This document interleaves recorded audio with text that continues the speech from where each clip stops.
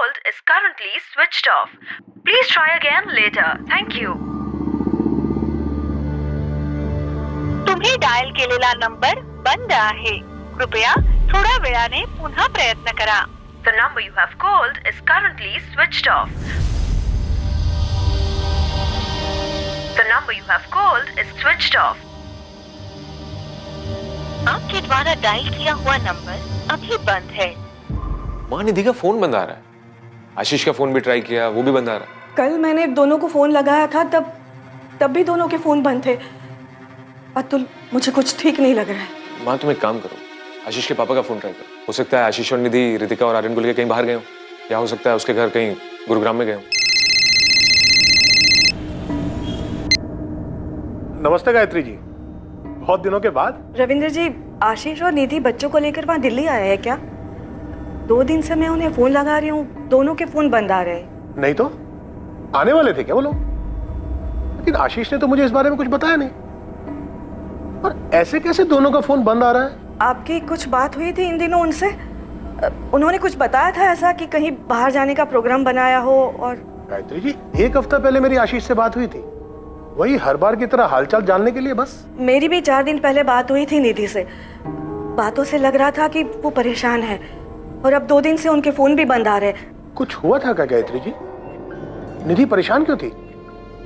आशीष ने इस बारे में कुछ मुझे बताया भी नहीं, कोई जिक्र भी नहीं किया. उसकी बातों से लग रहा था कि वो परेशान है, पर उसने कुछ बताया नहीं. अब मुझे भी चिंता हो रही है गायत्री जी. उन दोनों का फोन ऐसे बंद नहीं रहता है. और दोनों बच्चे कहाँ हैं?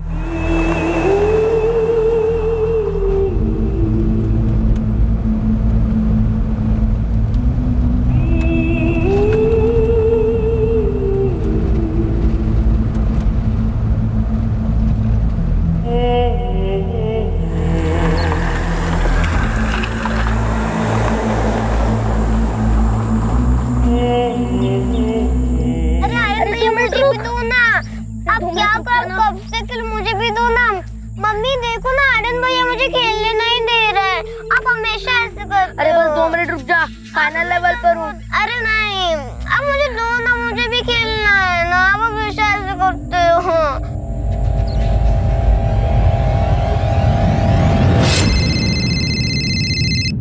हेलो. हेलो विवेक, मैं निधि का भाई अतुल बोल रहा हूँ. हम लोग एक बार मिल भी चुके हैं. कौन निधि? आशीष की वाइफ. ओ हाँ अतुल, कैसे हो? हाँ मैं ठीक हूँ, मैं जोधपुर में हूँ. मैंने बस इसलिए फोन किया था कि आशीष ऑफिस आया है क्या? आशीष तो पिछले 2 दिन से ऑफिस नहीं आया, और उसने ना ही किसी को कुछ बताया है. यहाँ तक कि उसने हमारे बॉस नितिन को भी कोई इन्फॉर्मेशन नहीं दी. मैंने कहा भी था उससे कि जाने से पहले नितिन सर को बता के जाए. वो कहीं जाने वाला था? कुछ बताया उसने? हाँ, फोन आया था उसका 2 दिन पहले. विवेक, मैं निधि और बच्चों को लेकर महाबलेश्वर जा रहा हूँ 4 दिनों के लिए. आज पूरे वेस्टर्न डिवीजन सेल्स टीम की मीटिंग है ऑफिस में, और तू बोल रहा है तू महाबलेश्वर जा रहा है? प्लान अचानक बना है, मैं चेंज नहीं कर सकता, मुझे जाना पड़ेगा. कब बना है प्लान? कल तो तूने इसके बारे में मेरे को कुछ नहीं बताया, और ये मीटिंग तो पिछले 2 हफ्ते से फिक्स है ना. विवेक, मुझे जाना पड़ेगा, तू किसी तरह मैनेज कर लेना वहाँ पर. तू एक काम कर, तू मुझे नहीं नितिन सर को इन्फॉर्म कर. भाई बॉस वो है, मैं नहीं. तू बता देना सर को. और क्या बोलूंगा? तू इतनी इंपॉर्टेंट मीटिंग छोड़ के महाबलेश्वर घूमने जा रहा है? नहीं नहीं भाई, तू इन्फॉर्म कर दे, नहीं तो महाबलेश्वर तू घूमने जाएगा और बॉस की डांट मैं सुनूंगा. ठीक है, रहने दे, मैं ही बता देता हूँ सर को. लेकिन अब्दुल, आशीष ने नितिन सर को कुछ बताया ही नहीं, बिना बात किए चला गया, और यहाँ अकेला सारी प्रॉब्लम मैं झेल रहा हूँ. महाबलेश्वर में कहाँ रुकने वाले थे? कुछ बताया उसने? नहीं, कुछ नहीं बताया आशीष ने. बस इतना ही कहा था कि 4 दिनों के लिए वो महाबलेश्वर जा रहा है.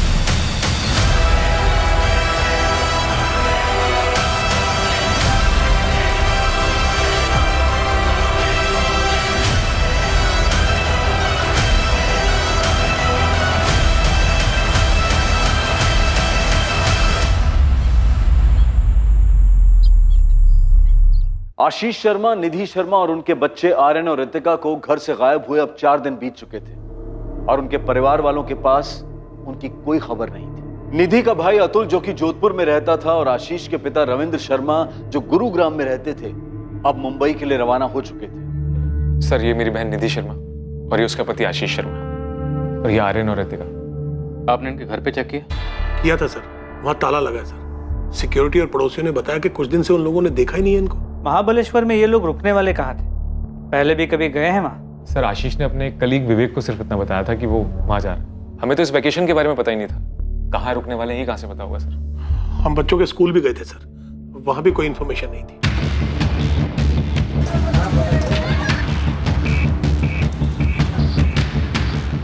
महाबलेश्वर का एक एक होटल चेक किया गया, लेकिन पुलिस को ना आशीष शर्मा या निधि शर्मा के नाम से कोई बुकिंग मिली और ना ही उनकी कोई खबर।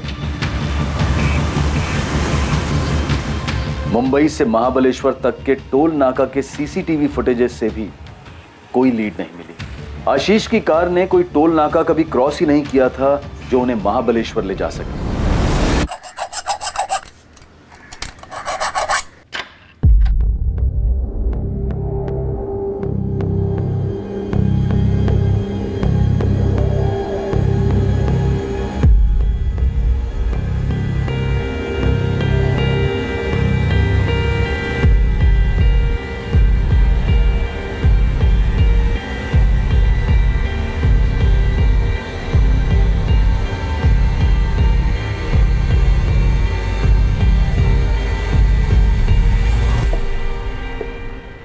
सर, ये 2 मोबाइल मिले। क्या ये दोनों फोन आशीष के ही हैं या आशीष और निधि के? हो सकता है सर, लेकिन मैं पक्का नहीं बोल सकता क्योंकि मुझे नहीं पता वो दोनों कौन सा मोबाइल यूज करते हैं। टोकरा, ऑन करो फोन। हम फार्मा प्रोडक्ट्स में डील करते हैं और आशीष हमारी कंपनी में सीनियर सेल्स मैनेजर है। वो शुरू से ही अपने काम में बहुत एफिशिएंट रहा है, इसलिए उसका अचानक ऐसे छुट्टी पर चले जाना बहुत अजीब है। उसने मुझे इन्फॉर्म तक नहीं किया। इनफैक्ट उसके इस बर्ताव से मैं काफी अपसेट भी हुआ था।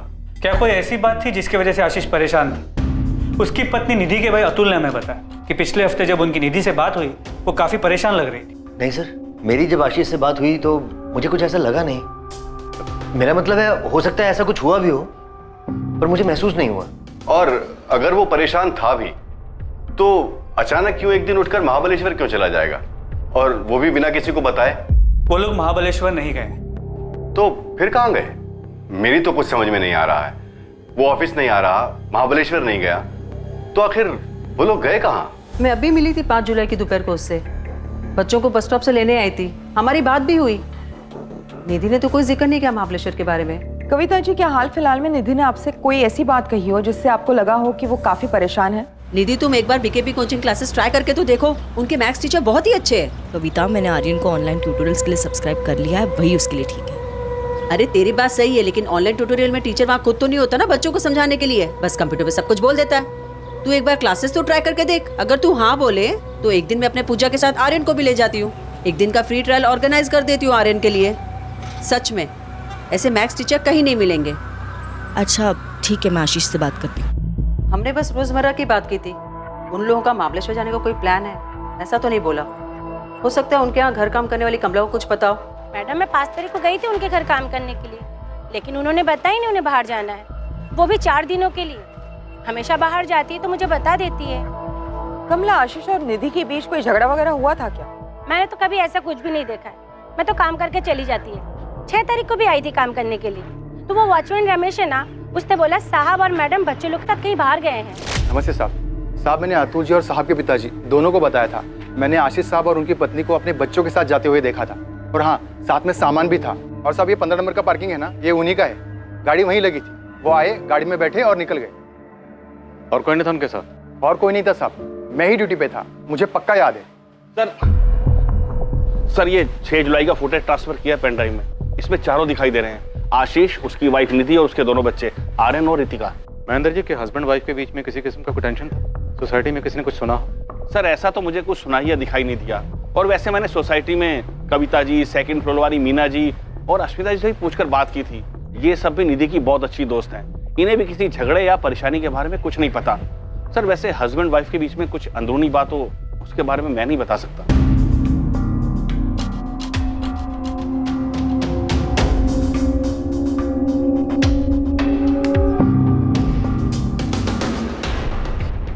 सर, आमतौर पे बच्चे तो घूमने फिरने के लिए काफ़ी एक्साइटेड रहते हैं, और यहाँ पर भी बच्चे एक्साइटेड हैं।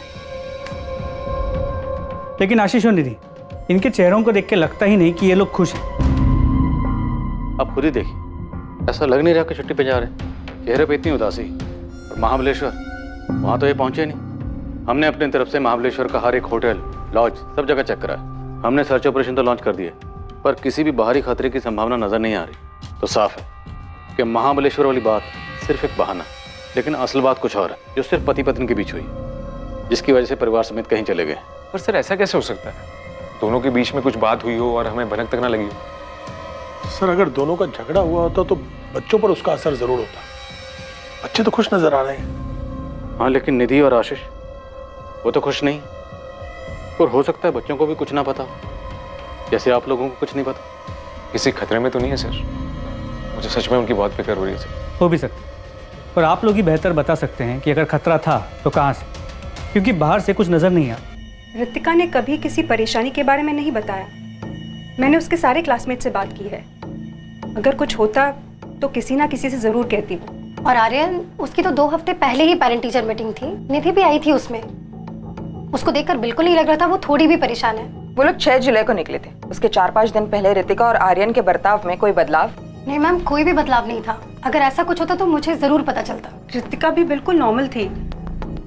अगर कुछ बदलाव होता तो मैं नोटिस जरूर करती उसे। और अजीब बात तो ये है मैडम कि कल से आर्यन के क्वार्टरली एग्जाम स्टार्ट हुए हैं, जो कि बहुत ही इंपॉर्टेंट होते हैं। कोई भी माँ उस बीच अपने बच्चों को छुट्टियों पे कैसे ले जा सकती है? 11 जुलाई 2017 आशीष शर्मा और उसके परिवार के गायब होने के ठीक 5 दिन बाद एक खबर आई, जिससे आखिरकार ये पता चला कि वो लोग पूरे परिवार के साथ अपनी कार लेकर मुंबई से किस तरफ निकले थे। इस खबर ने इस मिसिंग केस को और भी ज्यादा उलझा दिया था, लेकिन इस खबर की ही मदद से पुलिस को आखिरकार आशीष और उसके परिवार को ढूंढने में सही दिशा मिली थी।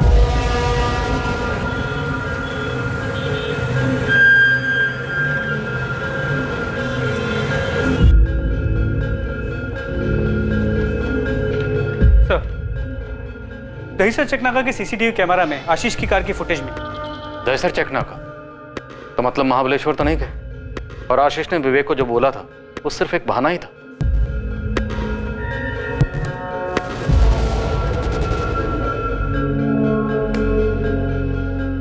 इस तरफ कहाँ जा सकते हैं लोग? एक तो यहाँ से सिर्फ गुजरात जा सकते हैं, या फिर घोड़बंदर रोड से राइट लेके नासिक से। नासिक साइड में जो टोल नाका है वहाँ की 6 जुलाई की सीसीटीवी फुटेज मंगा ली और गुजरात बॉर्डर पे भी इंफॉर्मेशन भेज दी। दीपक, मुझे लगता है कि सबके पीछे कोई अंदरूनी मामला छिपा हुआ है। खैर, इन चारों के फोटोग्राफ्स इधर दहीसर से गुजरात तक और उधर इगतपुरी से नासिक सभी पुलिस स्टेशन में पहुंचो। देखते हैं शायद कहीं से कोई खबर आ जाए। गुजरात, नासिक, इगतपुरी, क्या इनमें से कहीं जा सकते हैं? मुझे तो ये समझ में नहीं आ रहा कि ये दोनों बिना किसी को कुछ बताए हुए कहीं क्यों जाएंगे। निधि ने माता को कुछ नहीं बताया। गायत्री जी, क्या उसे निधि ने आपको अपनी परेशानी की वजह बताई थी? उसने तो ऐसा कुछ नहीं बताया, पर उसकी बातों से मुझे ऐसा लगा कि वो परेशान है। और मैंने उसको पूछा भी, पर उसने कहा कि ऐसी कोई बात नहीं है। हाँ माँ, सब ठीक चल रहा है। आर्यन और रितिका का स्कूल भी ठीक है। जरा बात तो करा दे बच्चों से। माँ सो गए दोनों, बाद में बात कराती हूँ, कल या परसों में। और कुछ बोलना है? नहीं, तो ठीक है ना? कोई परेशानी है क्या? हाँ माँ, मैं ठीक। बार बार एक ही बात क्यों पूछ रही हूँ? कुछ तो बात है, तो इतना चिड़चिड़ा कर क्यों बोल रही है? मैं चिड़चिड़ नहीं कर रही हूँ, बस थक गई हूँ। अब बिना मतलब के मेरी चिंता करना छोड़ दे माँ। और कुछ बोलना है या मैं फोन रखूँ? मुझे ऐसा लगा कि आशीष से उसका कोई झगड़ा हुआ होगा, इसलिए परेशान है और बताना नहीं चाहती है। गायत्री जी, आपकी बेटी और दामाद के बीच कोई अनबन थी या वो दोनों खुश थे साथ में? थोड़े बहुत झगड़े तो होते थे। ऐसे झगड़े हर घर में होते रहते। आशीष और निधि के बीच में अगर कोई झगड़ा होता भी था तो वो दोनों आपस में सुलझा लेते थे। माँ, रविंद्र अंकल, अब बात आम झगड़े की नहीं है। वो दोनों गायब हैं बच्चों के साथ। अब किसी से भी कुछ भी छुपा के क्या फायदा? तो अब तक बहुत कुछ छुपाया गया हमसे, क्यों अतुल? नहीं मैम, वैसी बात नहीं है। एक्चुअली आशीष और निधि के बीच में 2 महीने में काफी झगड़े बढ़ गए थे और निधि माँ को भी कुछ नहीं बताती थी। जब उसने खुद से कुछ नहीं बताया तो आप लोग क्यों अंदाजा लगा रहे कि झगड़े बढ़ गए थे? रविंद्र अंकल, आप ही बताइए ना, जो मुझे बता रहे थे। क्या बात है रविंद्र जी, अगर कोई भी बात है तो छुपाइएगा नहीं।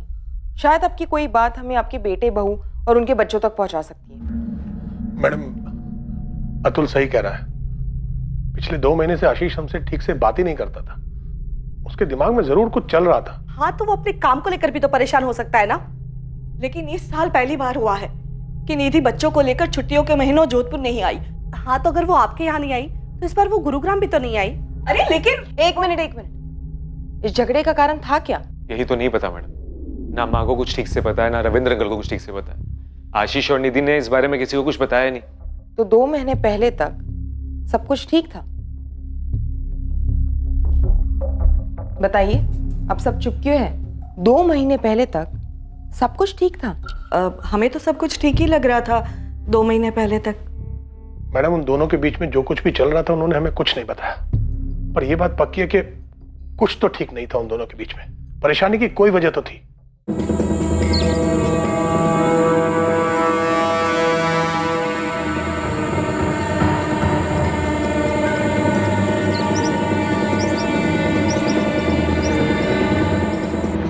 दहीसर टोल नाके से आशीष की कार की फुटेज मिलने के ठीक एक दिन बाद थाने डिस्ट्रिक्ट के मनोर के जंगलों में आशीष की कार मिलने की खबर आई।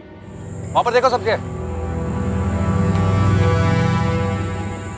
सर हमें ये गाड़ी उधर ही खड़ी मिली थी। अंदर का नजारा बहुत भयानक है, लाशें मिली। करीब 1 घंटे पहले ये गाड़ी यहाँ लोकेट हुई।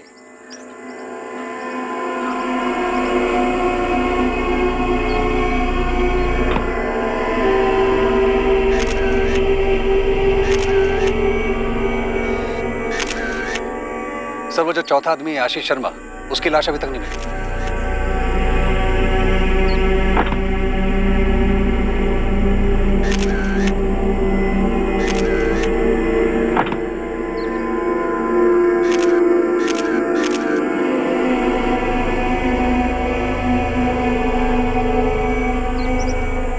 सर आशीष शर्मा की लाश नहीं मिली, लेकिन तलाश जारी है। आखिर इस फैमिली में ऐसा हुआ क्या? किसने जबरदस्ती कुछ किया हो? ऐसा लग तो नहीं रहा। सर चांसेस है कि ये केस सुसाइड का हो। पूरी फैमिली ने एक साथ किया, लेकिन सिर्फ आशीष की बॉडी नहीं। सर मैंने एक टीम भेजी पास की वेतन नदी के लिए, लेकिन सारे देख के तो यही लग रहा है कि पहले सुसाइड करने की कोशिश की गई थी और फिर बाद में हिम्मत टूट गई।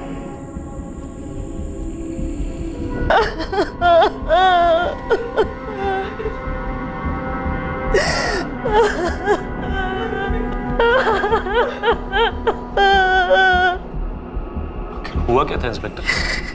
और आशीष का है? आशीष या उसकी डेड बॉडी अब तक बरामद नहीं हुई। इन्हें देख के लगता है कि इन्हें जहर देके मारा गया। क्राइम स्पॉट पे हमें एक चॉकलेट का बॉक्स मिला था, उसे एनालिसिस के लिए हमने लैब भेज दिया है। इन्हें जहर दिया? लगता तो ऐसे ही। पोस्टमार्टम रिपोर्ट के बाद ही हम कुछ कंफर्म कह सकते हैं।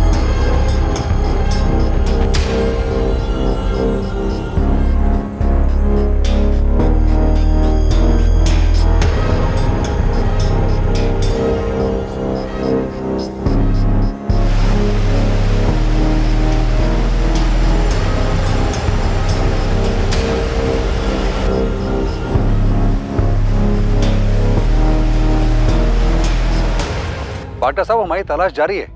आज भी 3 डाइवर्स गए हैं नदी में, लेकिन हमें कुछ मिला नहीं है। मैंने दूसरी टीम को नदी के आगे भी छानबीन करने के लिए कहा। इस केस में काफी गड़बड़ है। सुसाइड है या मर्डर, या फिर मर्डर को सुसाइड का रूप देकर हमारे सामने परोस दिया गया? मौत की वजह सिवियर पॉइजनिंग है। इन सबको जहरीली दवाई दी गई थी। दवाई? किसी ड्रग कंपोनेंट का मिसयूज किया गया है? हाँ, बेरामेक्सिन का इस्तेमाल किया गया था। बच्चों को भी यही दवाई दी गई है? हाँ, आपको एक चॉकलेट का बॉक्स मिला था। यस। दवाई शायद उसी में मौजूद थी। बच्चों को मुश्किल से 5 मिनट लगे होंगे कोलैप्स करने में, और उनकी माँ को लगभग 10 मिनट लगे होंगे, और मौत उसके तुरंत बाद ही हो गई होगी।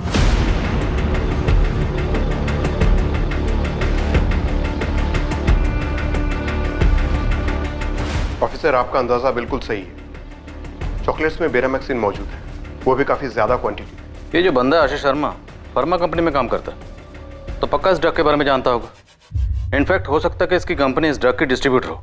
हाँ सर, हमारी कंपनी बेरामेक्सिन की डिस्ट्रीब्यूटर है। आशीष सेल्स में था और इसके बारे में जानता था। सर यकीन ही नहीं आता कि आशीष इस तरह खुद की और अपने परिवार की जान ले सकता है। आशीष ने अपने बीवी और बच्चों को मारने के बाद खुद सुसाइड किया है या नहीं, ये अब तक क्लियर नहीं है। हमें सिर्फ उसके बीवी और बच्चों की बॉडी मिली। इतना क्लियर है कि उसने वो जहरीले चॉकलेट्स क्राइम सीन पे नहीं खाए, इसलिए या तो आशीष या उसकी डेड बॉडी अब तक मिसिंग है।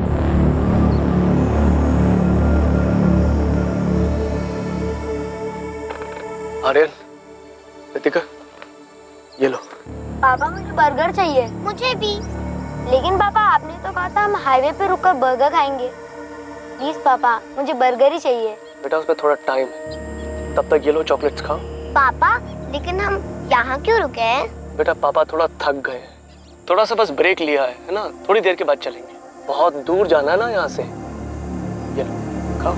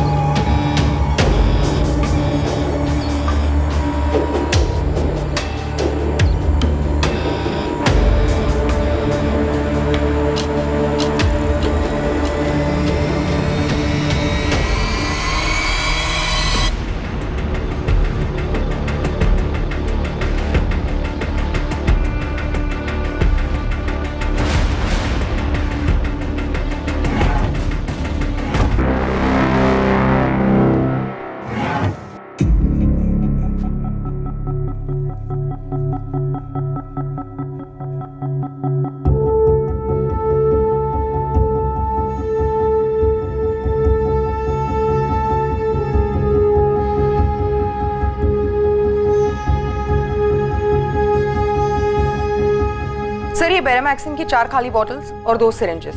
सुसाइड नोट कहीं नहीं मिला, पूरा घर छान मारा। परिवार में, ऑफिस में और आस पड़ोस में किसी को भी इनके घर की असली हालत की खबर नहीं, और सिचुएशन इस हद तक बिगड़ गई थी कि सुसाइड करने की नौबत आ गई, पर किसी को भनक तक नहीं लगी। इस सुसाइड को पूरी प्लानिंग के साथ अंजाम दिया गया, और ये बेरामैक्सिन की खाली शीशियां भी इस बात का सबूत है। आखिर आशीष शर्मा था कहां? पुलिस को आशीष की बॉडी अब तक नहीं मिली थी। क्या आशीष और निधि दोनों ने सोच समझकर साथ मिलकर इस सुसाइड को प्लान किया था? और अगर ऐसा था भी तो इस प्लान में बच्चों को क्यों शामिल किया गया? और ऐसी कौन सी बात थी जिससे पूरा परिवार इतना परेशान था? और फिर इतना बड़ा कदम उठाने से पहले आशीष और निधि ने अपने अपने परिवारों से बात तक नहीं की। आशीष और निधि के परिवार और जान पहचान वालों के अलावा पूरा शहर ही इस विचित्र सामूहिक आत्महत्या के केस के बारे में सुनकर हैरान था। कई अनुमान लगाए जा रहे थे, लेकिन सब के सब सच से कोसों दूर थे। 3 लाशें मिल गई थी, लेकिन चौथी लाश का कोई नामो निशान नहीं था। इसलिए ऐसा भी हो सकता था कि आशीष शर्मा जिंदा हो और गायब हो। इस भयानक जुर्म को अंजाम देने का कोई ठोस मकसद अब तक सामने नहीं आ पाया था। मैडम ये आशीष और उसकी पत्नी निधि शर्मा के अकाउंट डिटेल्स। उनका एक हाउसिंग लोन है, लेकिन कभी उसका डिफॉल्ट नहीं हुआ। सारी इंस्टॉलमेंट्स टाइम पर आई है। कोई सस्पिशियस ट्रांजैक्शन, कोई खरीदी बिक्री जो गैरकानूनी हो? मैडम इसकी जानकारी तो मैं नहीं दे पाऊंगा। आपको आशीष शर्मा की कंपनी या उसके सीए से बात करनी चाहिए। हाँ, इस हाउसिंग लोन के अलावा उसके 4 एफडीज, एक म्यूचुअल फंड अकाउंट और एक डीमैट अकाउंट भी है। अगर मुझसे पूछिए तो मुझे नहीं लगता आशीष शर्मा किसी तरह के फाइनेंशियल स्ट्रेस में था। सर, पिछले 6 महीनों में कंपनी के काम के सिलसिले में आशीष भुवनेश्वर, कोलकाता, लखनऊ और पटना जाते रहे हैं। क्या इन सभी जगहों पे एकोमोडेशन आपकी कंपनी देती? जी हाँ, सारी डिटेल्स हैं हमारे पास। Sir, MN group of hotels. जब भी कोई एम्प्लॉय कंपनी के काम से बाहर जाता है तो यही रुकता है। क्या आशीष पर काम या परफॉर्मेंस का कोई स्ट्रेस था? काम का और परफॉर्मेंस का स्ट्रेस किसके ऊपर नहीं होता? मेरे ऊपर है, विवेक और कंपनी के पूरे स्टाफ के ऊपर है। पर उसके ऊपर अलग से ऐसा कौन सा स्ट्रेस था, ये समझ में नहीं आ रहा। और अगर सर उसको कोई स्ट्रेस था भी, कोई टेंशन थी भी, तो किसी से वो बात करता, किसी को बताता। और सर, आपके कहने पर मैंने हमारे सारे क्लाइंट से बात भी की है, स्पेशली जिनके साथ आशीष डील करता था, लेकिन उनमें से भी किसी ने नोटिस नहीं किया कि आशीष परेशान था। ऐसा भी क्या टेंशन थी, कौन सा स्ट्रेस था जिसके चलते उसने पूरे परिवार को मार दिया, बच्चों तक को नहीं छोड़ा?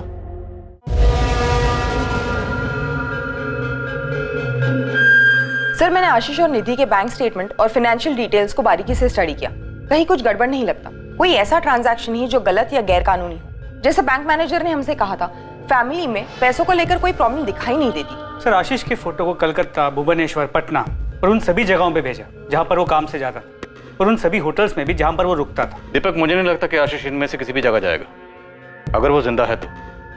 और अगर ये सुसाइड नहीं, मर्डर है तो, जो कि शायद आशीष ने बहुत सोच समझ के की। मर्डर नहीं लगता, यही तो अजीब बात है। पोस्टमार्टम रिपोर्ट में ये साफ साफ लिखा है कि तीनों बॉडी पर स्ट्रगल मार्क्स नहीं है। निधि, आर्यन, रितिका, तीनों ने चॉकलेट्स खुद खाई थी। सर, अगर हम मान भी लेते हैं कि रितिका और आर्यन को डरा धमका के चॉकलेट्स खिलाई, लेकिन फिर भी निधि का क्या?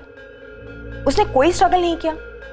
उसने वो जहर वाली चॉकलेट्स चुपचाप खा ली। उनके घर वाले भी कुछ नहीं जानते। कितना अजीब है, घर में इतना कुछ हुआ और हर कोई एक ही रट लगा रहा है, किसी को कुछ नहीं पता।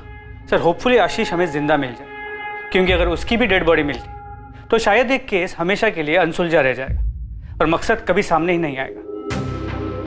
जंगल के चप्पे चप्पे में खोज की गई, एक एक कोना छाना गया, लेकिन आशीष शर्मा की बॉडी कहीं नहीं मिली। ये 3 सुसाइड्स और गुमशुदा आशीष शर्मा का रहस्य पुलिस के लिए भी उतना ही उलझा देने वाला था जितना कि उन दोनों के परिवारों के लिए। विक्टिम्स के परिवार वाले उनकी आत्मा की शांति के लिए पूजा तो जरूर कर रहे थे, पर उन सब की मौत हुई क्यों, ये अब तक एक रहस्य ही था।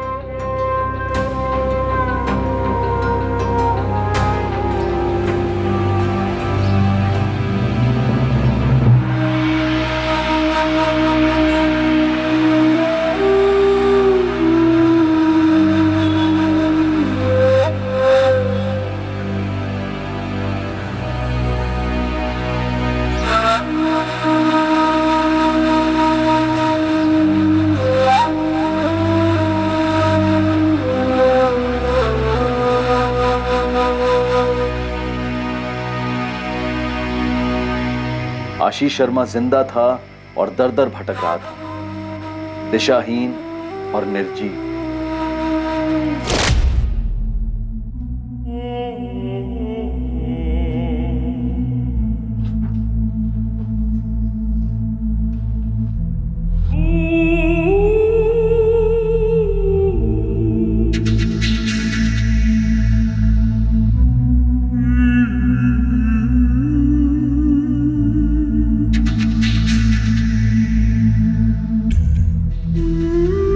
आशीष, ये नहीं होगा मुझसे। निधि, यही सबसे आसान तरीका है। सब साथ में मर जाएंगे। नहीं नहीं, समझने की कोशिश करो। इसके अलावा जो भी तरीका होगा वो बहुत दर्दनाक होगा। हम सबकी बर्दाश्त के बाहर। हमारा तो ठीक है, मगर बच्चों का क्या? निधि, निधि, निधि, प्लीज मेरी बात समझो। नदी में कूद के जान लेना ही सबसे सही। नहीं आशीष, नहीं। बस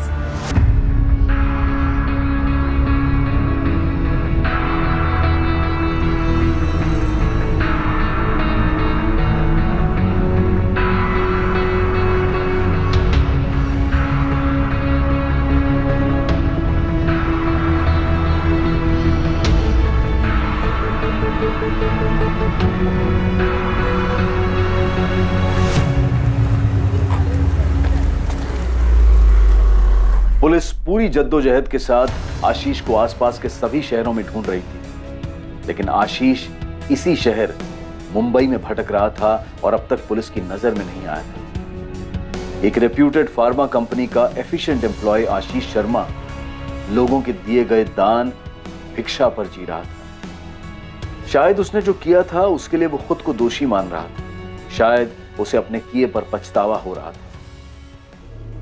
इन भयानक आत्महत्याओं के पीछे का कारण और मकसद, और वो एक आदमी जिसकी वजह से ये सब हुआ, और इस सब के पीछे का सच अब सामने आने वाला था। और इस सच को सामने लाने वाला कोई और नहीं, खुद आशीष शर्मा था, जो शायद दर दर भटक कर अब थक चुका था, अपने गुनाहों का प्रायश्चित करना चाहता था।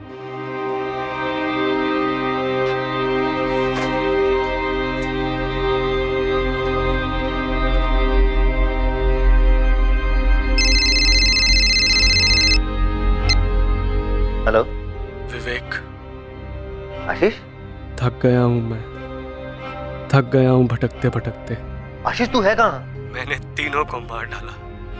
निधि, रितिका, आर्यन, सबको खत्म कर डाला। आशीष तू है कहाँ इस वक्त? बोलना। समझ में नहीं आ रहा है कहाँ जाऊं, क्या करूं। आशीष तू कुछ मत कर, तू मुझे ये बता तू है कहाँ, मैं आता हूँ तुझे लेने के लिए। तेरी सोसाइटी के पास, तेरे घर के सामने वाली दुकान पर।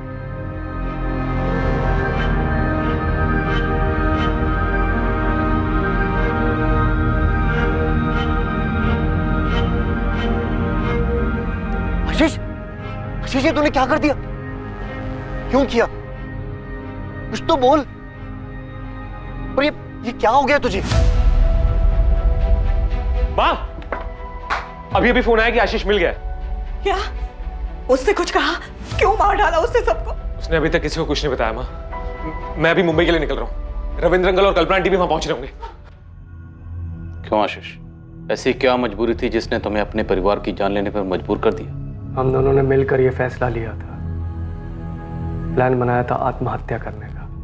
कई सारी तरीके ढूंढे, सबसे आसान यही लगा जिससे किसी को भी तकलीफ नहीं हो। मैं किसी को भी दर्द नहीं देना चाहता था। निधि भी मेरी बात मान गई।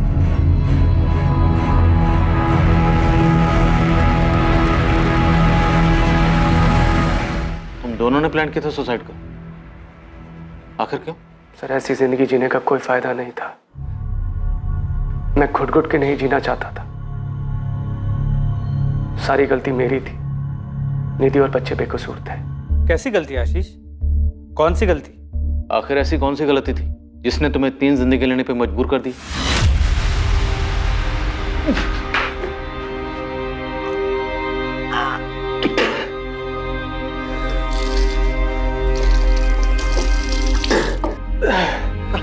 आशीष आराम से बैठो। पी लो आशीष, पानी पियो। आशीष, कितनी बार कहा है किसी अच्छी डॉक्टर से चेकअप करवा लो। आज 4 दिन हो गए, तुम्हारी उल्टी बंद होने का नाम ही नहीं ले रही है। हाँ बाबा, करा लूंगा। खुद परेशान हो गया अपनी तबीयत खराब होने की वजह से। तुम आराम करो।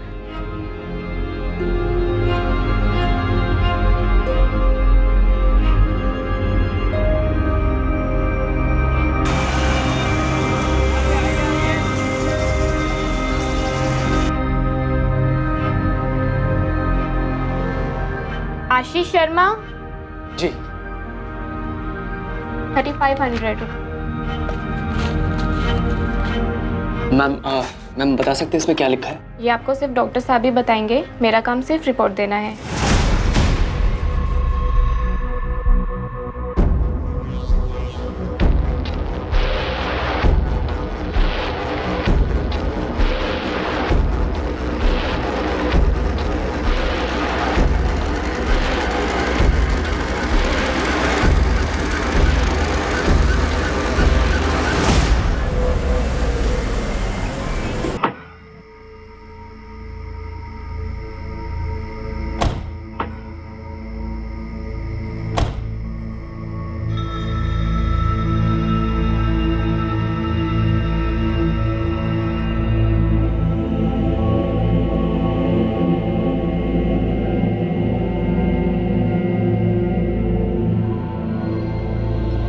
आशीष, तुमने अब तक कपड़े नहीं बदले?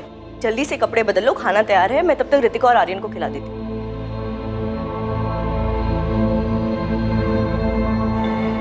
क्या हुआ, तुम ठीक हो ना? आशीष क्या हुआ, कुछ बोलोगे? कुछ बताना है तुम्हें। क्या बताना चाहते हो? जब मैं ऑफिस के काम से पटना गया था, मैंने अपना चेकअप करवाया था और इस बार कोलकाता के ट्रिप में फिर से सारे टेस्ट करवाए। मुझे लगा पटना की रिपोर्ट गलत आई होगी, मगर दोनों जगह के रिजल्ट एक ही है। निधि, हम HIV पॉजिटिव। आशीष, लेकिन ऐसा कैसे हो सकता है? ऐसे कोई HIV पॉजिटिव तो नहीं।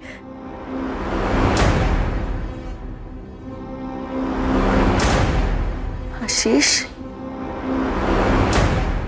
क्या किया है तुमने? अब मैं निधि से और झूठ नहीं बोल सकता था। मुझे उसे सब कुछ सच सच बताना पड़ा। कौन सा झूठ?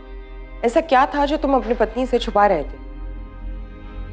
मैं कोठों पर जाया करता था, हर उस शहर में जहां कंपनी मुझे काम से भेजती थी।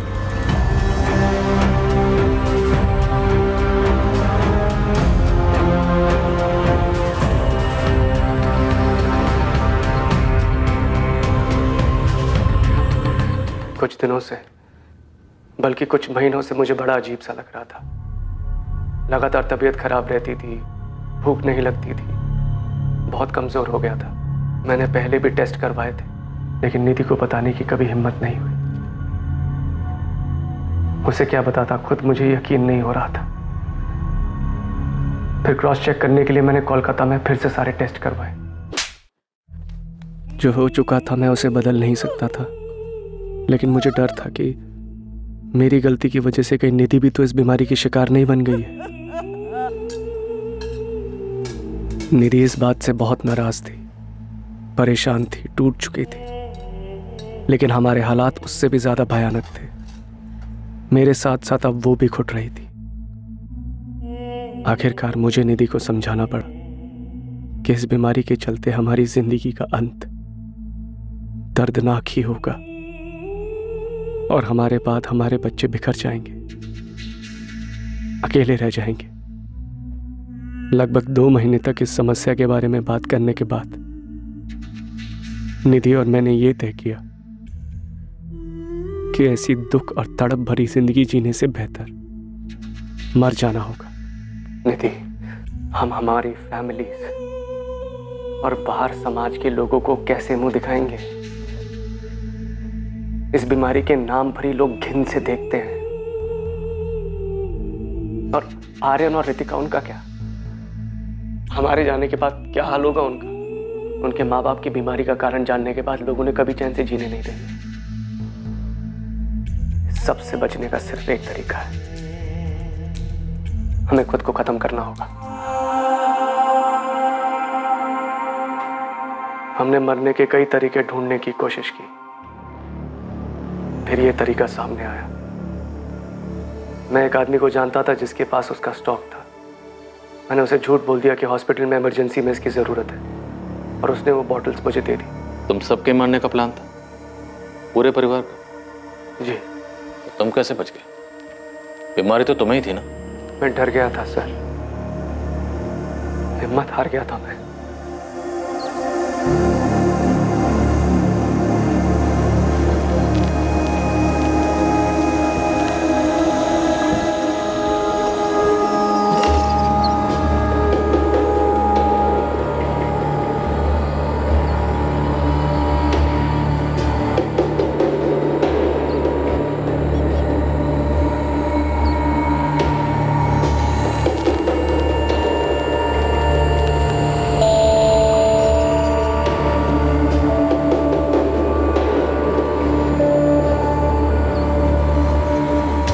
मैं डर गया था, मुझसे हिम्मत ही नहीं हुई।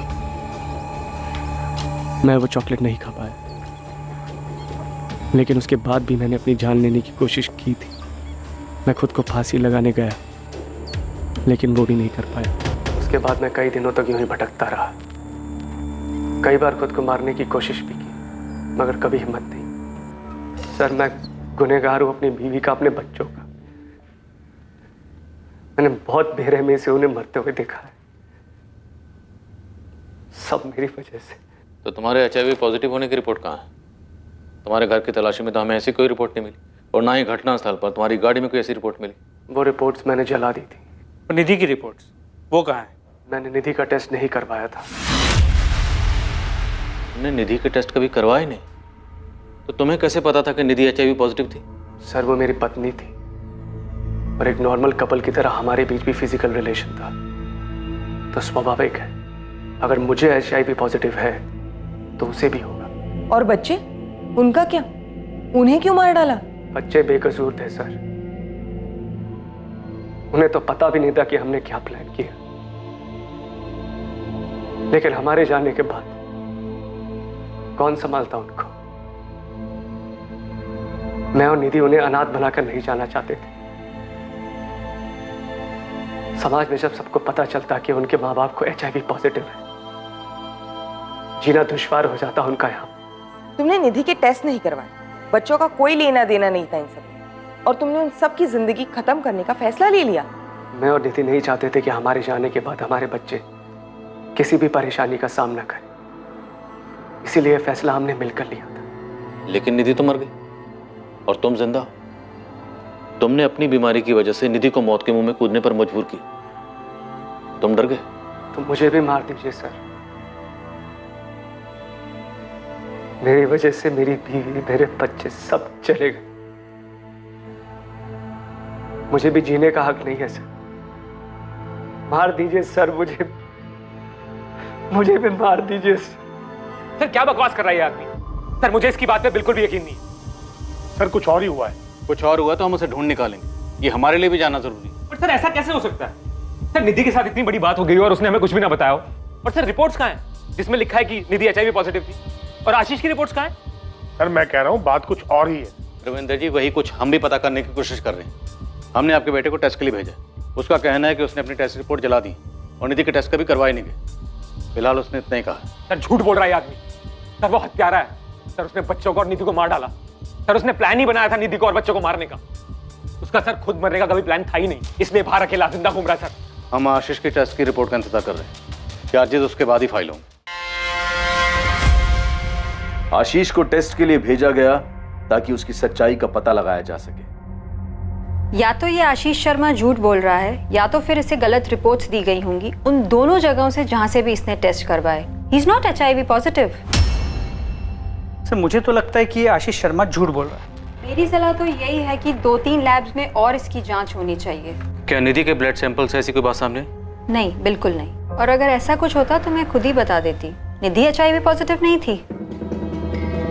सर अब तो रिपोर्ट्स भी सामने आ गई और ये साफ हो गया कि ये बंदा सफेद झूठ बोल रहा है। ये पूरी इसकी प्लानिंग, बीवी को कॉन्फिडेंस में लेके बीवी और बच्चों को मार दिया और प्लान भी ऐसा बनाया कि सांप भी मर जाए और लाठी भी ना टूटे। लेकिन किस लिए? मकसद क्या था?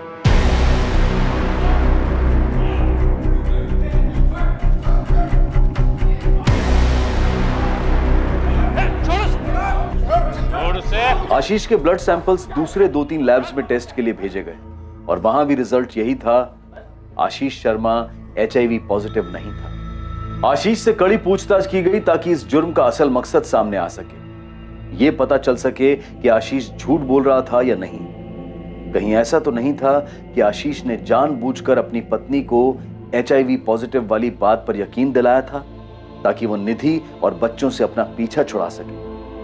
लेकिन बार बार पूछने पर भी आशीष अपने पहले बयान पर टिका रहा। आशीष शर्मा पर IPC की धारा 302 के तहत अपनी पत्नी और बच्चों की हत्या करने के चार्जेस लगाए गए। केस के ट्रायल के दौरान भी आशीष इसी बात पर टिका रहा। यह उसका और उसकी पत्नी का आपसी सहमति से लिया गया फैसला था। ट्रायल के बाद आशीष शर्मा को उसकी पत्नी और बच्चों के मर्डर के चार्ज में उम्र कैद की सजा सुनाई गई। निधि का परिवार समझ ही नहीं पा रहा था कि निधि ने उनसे बात क्यों नहीं की। बिना कोई जांच पड़ताल किए उसने इतना भयानक कदम क्यों उठाया। आशीष के माता पिता भी अब तक इस बात को समझ नहीं पा रहे हैं कि आशीष ने ऐसे कैसे इतने बड़े जुर्म को अंजाम दे दिया जबकि उसके पीछे का कारण बेमतलब था। आशीष ने अपनी पत्नी और बच्चों के साथ आखिर ऐसा क्यों किया? आशीष शर्मा की इस कहानी में सिर्फ उसका अपराध बोध सामने आया था। इसके अलावा इस घटना का कोई जस्टिफिकेशन नहीं था। जिन 2 लैब्स में उसने पहले टेस्ट करवाए थे शायद वहीं से उसे सच में गलत रिपोर्ट्स दिए गए थे, लेकिन इस बात का भी कोई सबूत नहीं मिल पाया। आशीष को उन दोनों शहरों में ले जाया गया जहां उसने ये जांच करवाई थी, लेकिन आशीष को ना तो डायग्नोस्टिक सेंटर्स के नाम याद थे और ना ही उनकी लोकेशन, और ना ही किसी लैब में पुलिस को आशीष के नाम के ब्लड रिपोर्ट के रिकॉर्ड्स मिले। क्या आशीष झूठ बोल रहा था या इस सब के पीछे कोई और मकसद था? इस पूरे केस को बहुत ही बारीकी से स्कैन किया गया, लेकिन ना तो आशीष का कोई लव अफेयर और ना ही उसके अतीत की कोई प्रेम कहानी सामने आई जो इस खतरनाक और दुखद अंत के पीछे का मकसद हो सकता था। एक आदमी अपनी बीमारी को लेकर बेफजूल के डर की वजह से अपने ही परिवार को तबाह कर बैठा। पछतावा और सिर्फ पछतावा।